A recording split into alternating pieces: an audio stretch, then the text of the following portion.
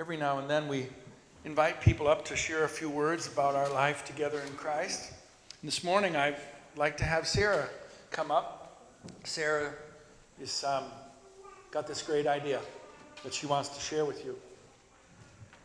You coming too, Wyatt?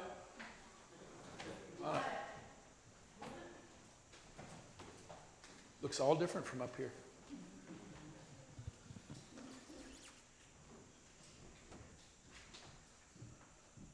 You want to sit in the chair with me? You want to sit with Max or you want to stand with me? Stand with me. To those of you who I have not met yet, my name is Sarah Decker Sexton. I joined the church a year ago with my son Wyatt, who's now 3. And I am one of those really tired moms lugging 2 kids into church, as Drew is now 5 months old and happily in the teddy bear room.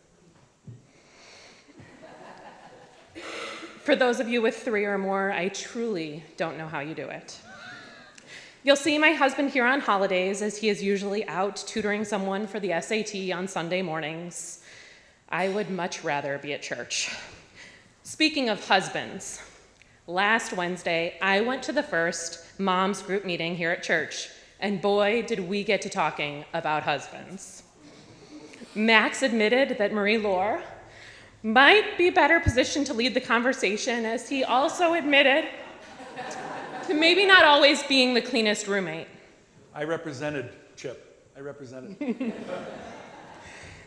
And yes, he approved that before I read it out loud at church. I just wanted to see if she was going someplace else. Our small group of moms found support in one another, talking about husbands, how wonderful they are, and how sometimes we wish they would have a little more passion for getting to the honey-do list. But we didn't dwell on it long, as the conversation quickly turned to what we do to make ourselves better partners.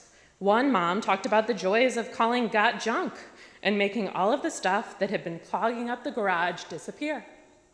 It was a miracle. This tied in well to the quote that Max shared with us, saying that either everything is a miracle or nothing is. Well, this conversation led me to hiring a neighborhood high school kid to help me with some miracles. He wiped down our patio furniture, removed some bushes from the yard I'd been trying to get to for 2 years, cleaned our grill, and swept out our garage. And suddenly, my husband's to-do list was much more manageable. It was a miracle. But the real blessing in this story is the impact that this brand new Affinity group had on me and my family. You see, this summer, Max visited me and my newborn and asked me to serve on a strategic planning committee. As part of this committee, we reviewed all of the programming of the church, everything from Welcome Back Sunday to Easter brunch and the high school youth group. What we found was that we are a fun group of people. There are lots of great things to do, but maybe not quite as many groups to get involved with. There are several groups we would consider affinity groups, including the choir, the men's breakfast group, the ladies who lunch, etc. But there's room for more groups, and we strongly believe that adding them would enhance our connection to the church and deepen our spirituality. So we decided to create a couple new ones and see what sticks. If these work out, we'll create a couple more.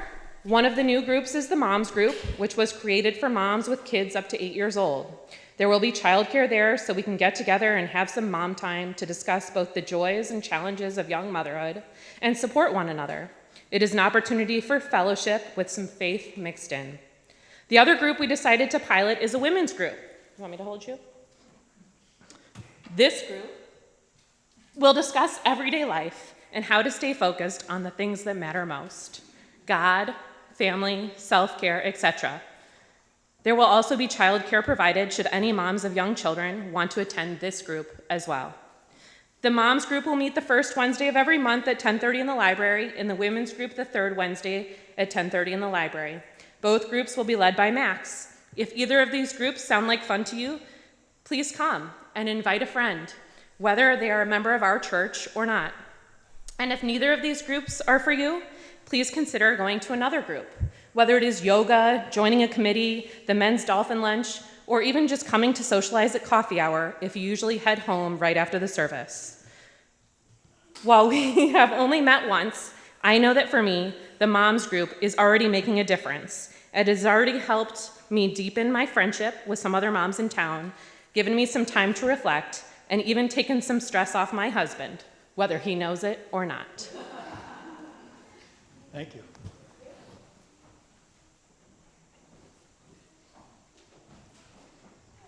We're all abundantly blessed in the things